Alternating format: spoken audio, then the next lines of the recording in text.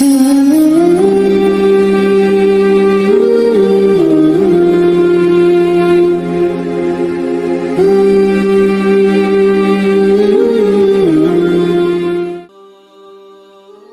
বছর ৪৫,০০০-এর অধিক প্রতিবন্ধী ও পথশিশুকে শিক্ষাসেবা দিয়েছে আফগান শিক্ষা মন্ত্রণালয়। বিগত বছরের ১৪০২ হিজরি ষোড়শাল বার্ষিক কর্মসম্পাদন প্রতিবেদন অনুযায়ী ৪৫,০০০-এর অধিক বিশেষ সুবিধা বঞ্চিত শিশুকে শিক্ষাসেবা প্রদান করেছে ইমারতে ইসলামিয়া সরকারের শিক্ষা মন্ত্রণালয়। এদের মধ্যে রয়েছে ৪১,০০০-এর অধিক পথশিশু এবং প্রায় ৪,০০০ জন প্রতিবন্ধী শিশু।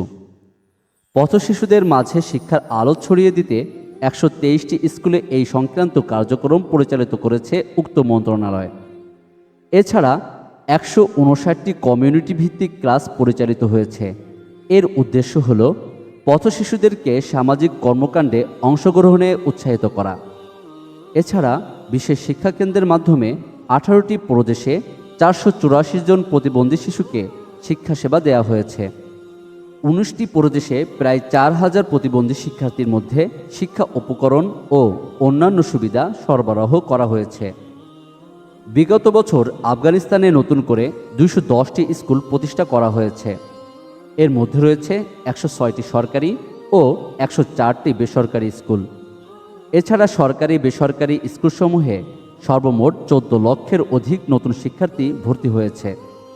সুষ্ঠুভাবে পরীক্ষা কার্যক্রম পরিচালনার জন্য প্রথমবারের মতো শিক্ষা বোর্ড প্রতিষ্ঠা করেছে তালেবান সরকারের এই মন্ত্রণালয়। পাশাপাশি শিক্ষার মান উন্নয়ন ও এই খাতে অপ্রয়োজনীয় ব্যয় কমিয়ে আনতে মন্ত্রণালয়টি বিভিন্ন উদ্যোগ গ্রহণ করেছে।